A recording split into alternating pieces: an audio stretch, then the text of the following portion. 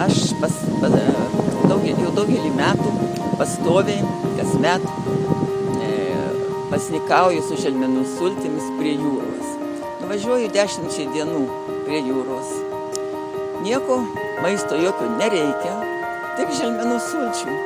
300 koncentruotų, 300 gramų dėžutė ir vanduo, mano visas maistas. Ir labai gerai, kad man niekur nereikia rūpintis maistu, man nereikia ten stovėti eilėse ar į valgyklas eiti. Man labai daug laiko lieka, reiškia ryte žmonės keliasi, ten ieško kur pusryčiau. O aš einu išgėriau želmenų sulčių, einu prie jūros, su šiaurietiškom lazdom, vaikštau, grįžtu, jau žmonės traukia prie jūros. O aš vėlgi užvalgau savo želmenų sulčių ir vėl galiu ir į parką eiti, ir eiti maudytis, ir vienu žodžiu diena prabėga labai greitai.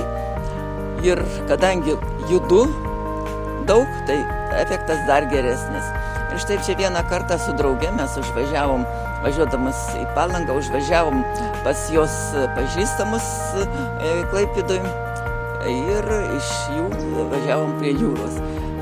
Ir kai grįžom, vėl mes aplankėm tuos jos draugus ir jie buvo labai nustebinti mano pasikeitimu per 10 dienų, nes jie mane matė, kai aš važiavau tik tai prie jūros, reiškia, pasiruošusi želmenų sulčių pasniku ir kai jau grįžau po pasniku.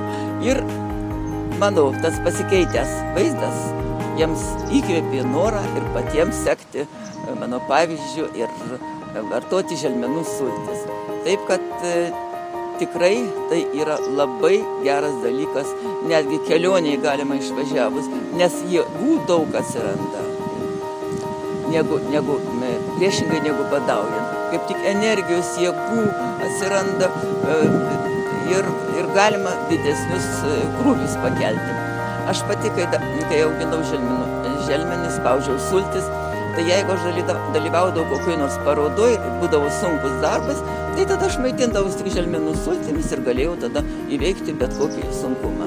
Taip, kad tikrai želmenų sultis tai yra nuostabi gamtos dovana.